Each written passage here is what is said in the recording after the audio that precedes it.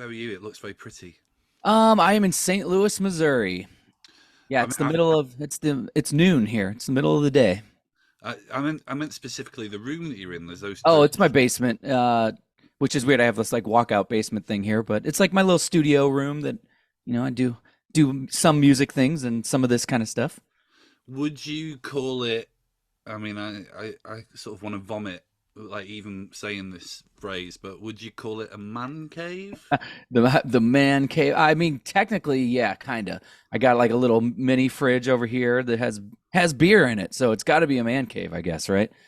I've often wondered who was the first person to ever use that phrase. Uh, Somebody who did not get along with their wife, so they had to escape, and but it is now that I have children and stuff. I do need like my own room. I'm like, all right, my stuff's in there. Don't go in there and mess with everything. So yeah, I feel like if you've got guitars and yeah, it's nice but to have a bunch of space. gear and stuff. Yeah, you got to have a place to go hide out, and especially for stuff like this, it's where I can go and hide in silence and focus. Yeah, yeah, exactly. That's what people need for this podcast. They need to focus. So, Yeah, uh, yeah. I was just playing the new record. It's got a lot of tunes on it, hasn't it? It does have exactly 11 tunes on it. Yes. Yeah, but yeah, I mean, I'm not sure sometimes though that every song. I mean, imagine if every record ever released was just 100% tunage. I Yeah, don't yeah, I think know what you mean. I don't think that's Yeah. the case. But I think your band have always been very good at the melody and hooks, but especially so on this record, it feels peppered throughout. Yeah, I think yeah, I'm very happy with the record as a whole. We had written probably literally 40 or 50 different song ideas throughout the last few years in the making of this record. And yeah, so they got narrowed down so much that these are definitely the best of the crop. But there's always a couple that probably won't end up getting played ever. And then there's a couple that aren't going to be your favorite songs on every record, but for the most part, I think it's a great collection. I'm really happy with everything. When you write that many songs, how do you know that you're done? Yeah, you never know that you're done. That's the hard part. And I've heard a lot of people say this before, like they wrote that many songs, and I was always like, that's crazy. You can't do that. And now I get it. It's like they're not full songs. You get like a verse and a chorus idea with like a rough. I'll record a demo vocally, and it'll just be like, like just me humming something, just to get the idea down, and then you narrow it down. Like that's pretty good. Or sometimes you just know, and a lyric just pops out. So rough ideas, and then you narrow them down to the ones that you really like and work on those more. So Yeah, so sort of like a classic car enthusiast who takes bits of old cars to make a new car with. yeah, kind of, yeah, because we'll steal a lot of ideas from other songs and be like, all right, it's the same key, we can take that part and put it in this song. Yeah, yep. I'm You can quite proud. Frankenstein them together. Yeah. Yeah, I'm quite proud of that metaphor. I didn't halfway through that metaphor, I didn't really know where I was You're going, like but you're like maybe this works, maybe it doesn't. Yeah, it makes sense. Sure. yeah, I felt like I pulled it off. I did an episode of this podcast the other day with a musician that I asked a really convoluted question to that I'd really thought about, and his reply was no. So No, nope, nope, not really. yeah, yeah. So Yeah, I'm good at making some kind of sense out of any statement or question. I can word my way around it. Be like, yeah, yeah, I think that makes sense. Sure, yeah. yeah. No, thanks for indulging me. Um, so the space between this record and the last record it isn't as long as the space between the Constant and Wolves, which is very impressive given there was a pandemic in the middle of it. Yeah, What made you get a shift on? yeah. Well, after the Constant, we purposely kind of took a break because we'd been touring for 10 straight years, and just going hard for a long time. So we kind of needed to step back and get refocused and stuff. So that was a purpose gap there. But that was like 7 years before Wolves came out. And then when we, got back in the right mindset and got Wolves together, after that we were planning on like getting right back in and putting another record out within a couple years, But then obviously pandemic stuff happened. So which kind of worked out because we had a group of songs. They weren't the ones that are on the record now. and it wasn't really ready either way. So we just kept writing and kept writing, and but it's still been another 5 or almost 6 years now, which is crazy because I don't know how you take that long in between records and still have fans still, but it's working somehow. But this record was not meant to take that long, but it did. But the world got in the way. What can we do? I feel like, your band has been doing what they do for a long time, and it feels like, and this might be a question you can just reply to with no, but it feels like,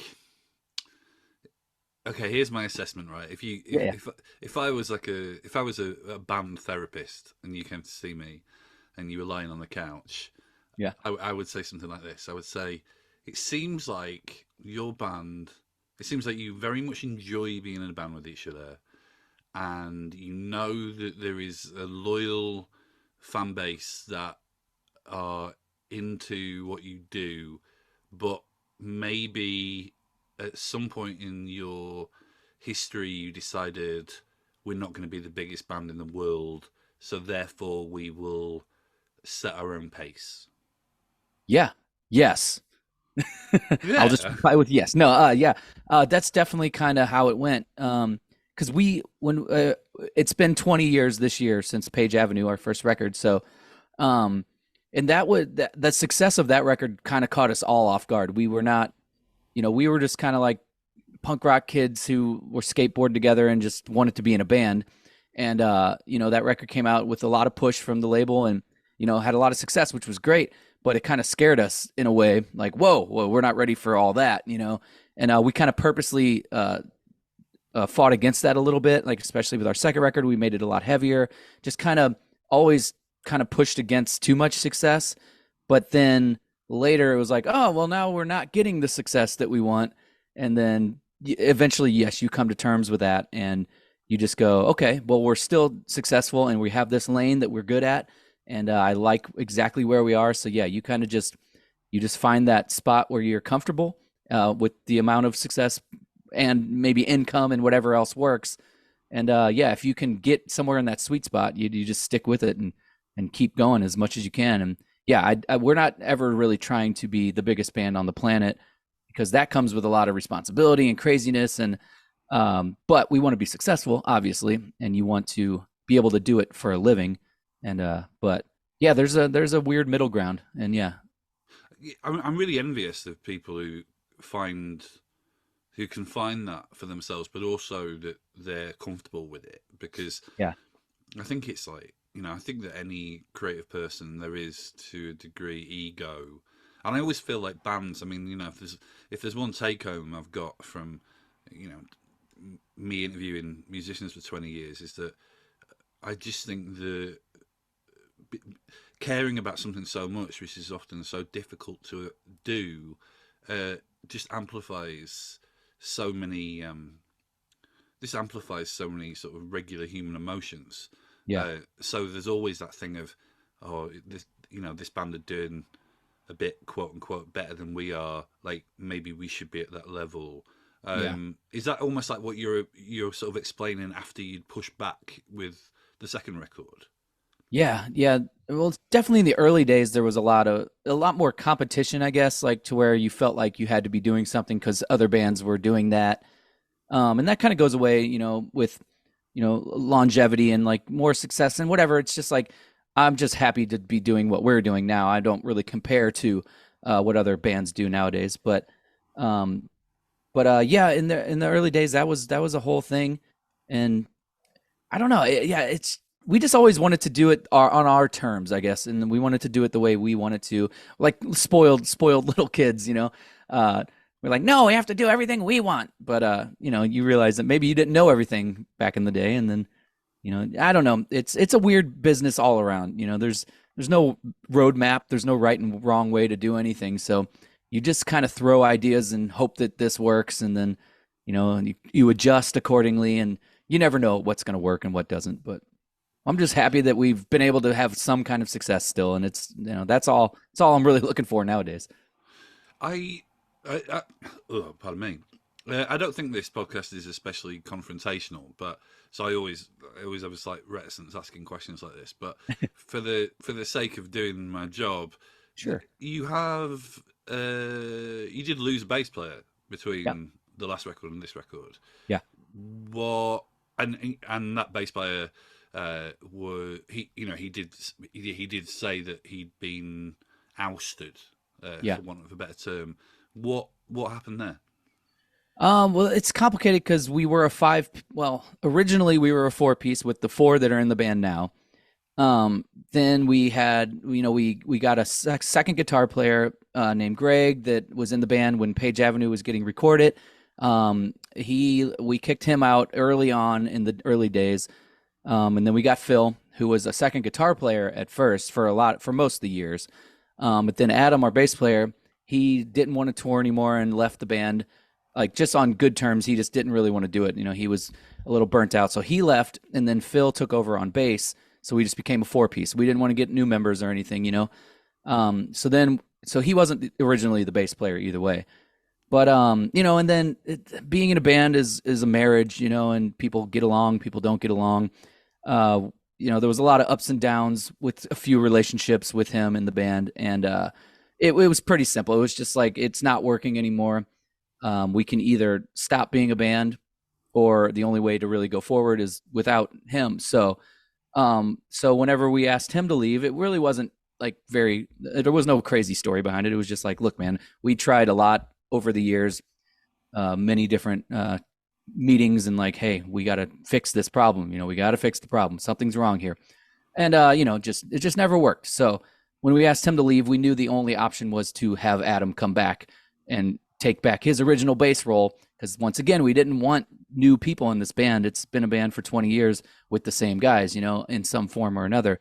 So yeah, Adam came back, and now we're just the same four piece that we originally were. But yeah, it's hard, man. Being in a band's hard, especially for this long, to be in a business situation with the same guys. It's hard to keep going. I thought that was a very pleasant. That's the nice, easy explanation. Yes. Yeah, no, it's good. Have you rehearsed that in front of the mirror, or No, I haven't, and actually haven't talked about it at all yet. That's weird. Yeah, I think everybody kind of dodges that question because they don't think, because most people don't want to dwell on that kind of stuff and talk about it. But yeah, but it's important. People want to know these things. Yeah, I think that. I remember, in my rock magazine days, I remember speaking to some fans at a sort of fan meet and greet thing, and I can't remember who the band was, but they'd recently changed their lineup, and they were. Yeah, it sort of reminded me of what I was like as a teenager, when I felt like invested in like a bunch of people. So I sort of feel Yeah.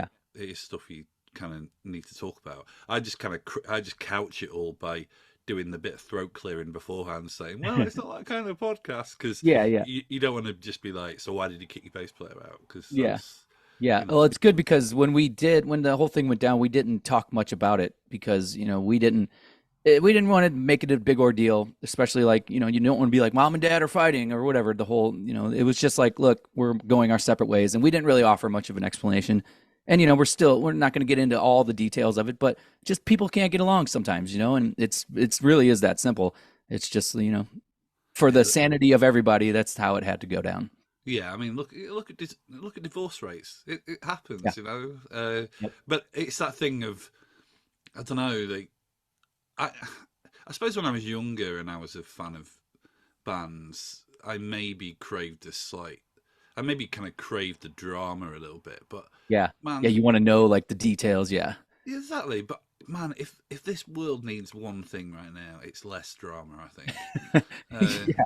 So I think it's good to keep sort of things in house to a degree. Yeah. And it wasn't real dramatic either way. It was just, this is happening. This has to happen if we're going to be a band, because we weren't like full time at the time anyway. We weren't in the middle of world tours or anything where it's like, oh, you got kicked out in Hong Kong and we flew him home. It was just like, it was just in between. And it's like, look, this something has to change. So that's just where it went. I've got to ask you this because I am, for my sins, a big wrestling fan. What was it Yes. like when you, because you were Christian Cage's theme for a time, weren't you? Yeah. Yeah. What was it? Um, What was that? I mean, I guess I'm just fascinated by what the process of something like that is. yeah, it was very random for us. We had a mutual friend that worked at WWE at the time. He was like in the promotions world or something. So he just kind of got a hold of us out of nowhere and he was like, "Hey, do you want to re-record the theme song for Christian?" And we were like, "Okay," because we didn't write the song or anything. It was already his theme, I think, and but there was a different version. And he was like, "Cool, you got like 2 days. Go to the studio and rework this song." And I was like, "Oh, okay." And this is before we had like basement studios and stuff. It was like pretty early on, so we had to like go to a studio and work this song out and make it our own in some way, which we did, and it ended up being really cool. But it was kind of just like a spur of the moment, like, "Whoa, what are we doing?" Okay, and then a lot of people really like it, and people ask us about it all the time, but we're like, "Oh well, yeah, it's cool, but it's not our song necessarily." So we don't really think about it very often in a weird way, but it was cool. It was an honor to be able to do it, but yeah, it's just one of those random things. Yeah, I mean, unfortunately, he's over at the other company now, but I do wonder whether, you know, if he ever ends up in their Hall of Fame, I wonder whether they will. Yeah, Yeah, I wonder whether yeah, he'll get another airing. yeah. He used it for a long time. I was always surprised. I was like, oh, he's still going. I was because I'm not a huge fan necessarily. I mean, I think it's great, and I watch it every once in a while, but we didn't really know a whole lot about it. I don't want to like crush dreams because a lot of people are like, oh, it's so cool you guys did that. I'm like, yeah, well, it was just kind of random for us, you know. Yeah, yeah. What happened to your documentary? Um, the who killed the music industry thing. Yeah, did it get Um, finished? yeah, yeah, that was Adam and Ryan. That they were doing that for a while. They finished it, but then it like just kind of came out softly, and then yeah, they it didn't really get a whole lot of attention anywhere. And it was kind of weird timing when they were doing it because the world was still changing so much, like the streaming world and everything, and they were trying to figure it out as they were going along. And it's really cool and entertaining. There's a lot of great interviews with a lot of artists and stuff, and we're all in it, of course, because it's our band. But it was Adam and Ryan. They've always been. They did our early DVDs for Story of the Year and stuff. They edited all that stuff, and they're just really good at that kind of stuff. They did a lot of our videos and all that kind of stuff too. So they just like to make movies and home video. They just like to do that kind of stuff. So it was kind of just a fun project for them. And then I don't think it ever got to the point where they exactly wanted it to, but it was Yeah, cool. yeah. It kind of felt like something that I was interested in, and I was waiting for, and then I didn't hear anything about, and then I've just Yeah, basically. I don't even know if you can go watch it anywhere right now. I don't actually know. I would have to ask them because I kind of forgot about it. It's been a few years now, so yeah, I, it's I somewhere.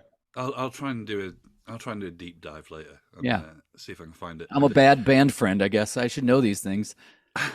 Well, where do you think there'll ever be another "Fuck Off and Dies" record? Ooh.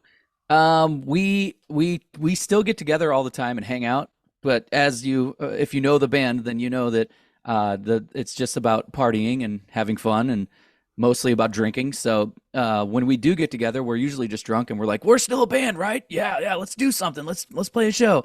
So yes, it's never off the table, but Story of the Year got busy again, so we've kind of put it on the back burner for a little bit, but it's always super fun, Right, right. just a great time. It was never meant to be anything more than that, and I think we succeeded very well at keeping it very, very straight punk rock, just good times. You should you should open for "Story of the Year." We did one little Midwest tour a few years back, but yeah, we just did like 3 or 4 days in a row, and that was hard because I had to do 6 or 8 set. I think it was 4 days something, but yeah, I had to do like 8 sets in 4 days or whatever, because I was opening and then headlining, so that's hard. But we did it one time. It was fun. Has anyone ever told you that you have a very positive mental attitude? Uh, I don't know if anybody's told me, but I try to have that. Yes. I What's mean, she not always. I'm not always very cheerful and happy if you ask my wife and children, but what in general in public, yes. what's your secret? I don't know. I don't have a whole lot to be super negative about. I've had success doing exactly what I love to do in life, so that's pretty awesome. But if you put positivity out in the world, you're usually going to get it back. So, and and I've grown up in the punk rock world where that came from, and the idea of PMA and H2O is one of my favorite bands of all time. Not that that's where it came from, but Toby from H2O is a very big proponent of that lifestyle and that attitude. So Yeah. I think it's great. Yeah, I've tried it. I've tried. I wouldn't say that I always act like that, but yeah, it's good to try to be that way. Yeah, yeah. I think a lot of it is like how you built. I think a lot of it is almost like how you built, sort of psychologically, biologically, whatever. Like I just find it really hard to uh, sort of focus on exactly what's just in front of me, and I think that's actually a lot of what it's about is actually Yeah. kind of trying to be kind of grateful for what you've got, Yeah. and all that stuff about kind of putting stuff out. I can just kind of I mean, I think I am a fairly positive person, but I can just you know latch onto something that's in like the news cycle, and that's Yeah. kind of takes me away. Is that not something that you seemingly have a problem with? Yeah, there's been a lot of, especially in the last few years, it's real easy to, get super depressed or just focused on a lot of negativity because there's so much negativity, and especially in politics and news and all that. But no, I literally had to stop like during the pandemic times and just all the arguing of politics and left and right and who's right and wrong. I had to stop. I had to turn all of it off because yeah, that was overwhelming altogether. It was real easy to just be super pissed off about everything in the world at that point. And yes, I do that as well. I'm definitely not the most positive person by any means, but sometimes it's fun to dwell on negativity and just really be like, fuck it, I'm pissed off about everything. I think that's great sometimes too. Sometimes that is a positive to just be angry. Uh, Yeah, so yeah, I don't know. maybe I need to listen to H2O more. What's your favorite? What's your favorite H2O album? Um, it changed. I now like looking back, Faster Than the World, their third record was like one of my was always my kind of favorite. But I think the first self-titled and Thicker Than Water are amazing too. I even liked Go when it came out, but that was like when they got a little more mainstream. But at the time, I was like, this is fine. I was pretty young still. I was like in my late teens, so it was like my teenage years. I was just like, I loved that. I loved all about the more melodic hardcore stuff. That was my favorite because I was like into like tougher, heavier stuff, but I liked the melody that H2O brought to it. I will say this. There's that meme. There's that Weezer meme that basically like any photo can be a Weezer album cover. Oh yeah, yeah, yeah. Yeah, I do feel a little bit like that about H2O. I feel a little bit like Like if it's a tattoo of something, yeah, yeah, I feel like if you went into like any tattoo parlor and flick yeah. through the sort of the stock designs and then put the H2O logo on it, It that would that should be a meme. That'd be great. Somebody should start doing that. it's very niche though, isn't it? Yeah, I think nobody. They're not that widespread of a popularity, but yeah, I think maybe it could just be me and you sharing it. Just yeah, I think yeah, certain group of hardcore kids would love that. well, if I Yeah, if I if I get time after I've hunted out the documentary we were just talking about, then yeah, yeah, yeah. I may get Put to that it. on your But list of to dos after this. it's a very long list. When are you coming to the UK? Oh, I've been doing a bunch of UK interviews, and I'm just like, oh, I don't know. We keep getting offers for things and try to lock it down, and it's just monetarily, it's been impossible for us to get there right now for some reason. But so yes, we are trying, and we have nothing official actually booked right this moment. But we have a couple offers that hopefully are going to pan out as soon as possible, but not for a little bit still. Watch this space. Yeah.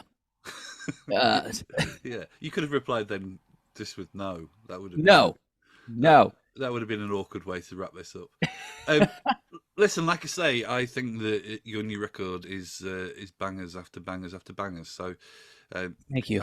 I'm looking forward to when you get to these shores eventually. Yeah, yeah, we're super excited about the record, and I want to get tour everywhere, of course. But yeah, I know we got some offers for some bigger things next year for sure, but hopefully we can get there before that. I don't know. We're working on it, but we appreciate everybody there. We just can't always make it work. See, positivity. Positivity. Positivity till the very end. Dan, thanks so much for speaking to me. Thank you very much. Yeah, thank you. Appreciate it. And we'll hopefully see you soon. Take care, dude. All right, thank you. Bye. See you later.